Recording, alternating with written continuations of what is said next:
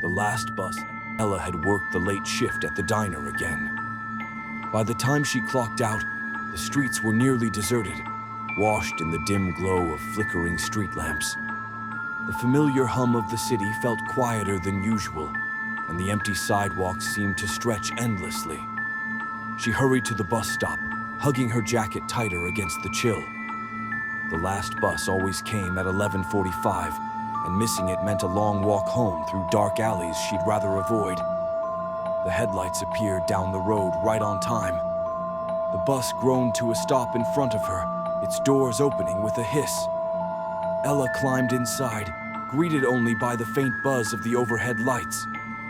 At first glance, the bus was empty, just her and the driver.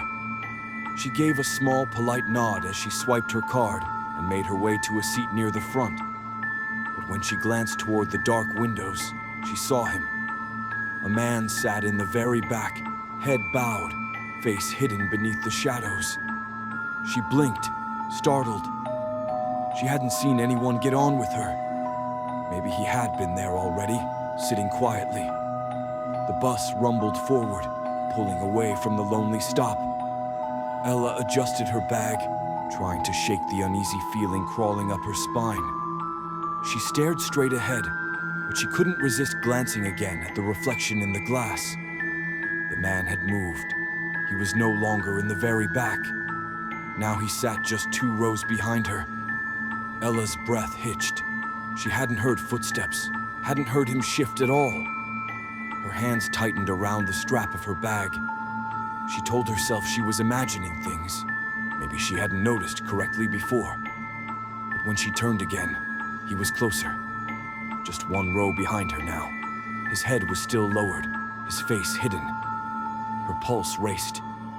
"Excuse me," she called softly, her voice trembling. The man didn't respond. The driver said nothing either, his hands gripping the wheel tightly as the bus rumbled on through empty streets. Ella rose to her feet, intending to move closer to the front. But as she turned toward the driver, her breath caught in her throat. The driver's seat was empty. Her heart stopped. She blinked rapidly, unable to process what she was seeing. The wheel turned on its own, the bus driving steadily forward with no one in control. "No," she whispered, backing away. She spun around. The man was gone. The bus lights flickered. The hum of the engine seemed louder, filling the silence. She clutched the cold metal pole for balance, scanning every seat. Empty, completely empty. Then a soft breath brushed against her ear. The last bus never takes you home. The lights snapped off.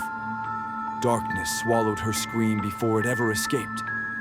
When the bus rolled to the depot hours later, the driver found it abandoned. The seats were empty. Only Ella's bag remained, lying neatly on the floor near the front. No one ever saw her again.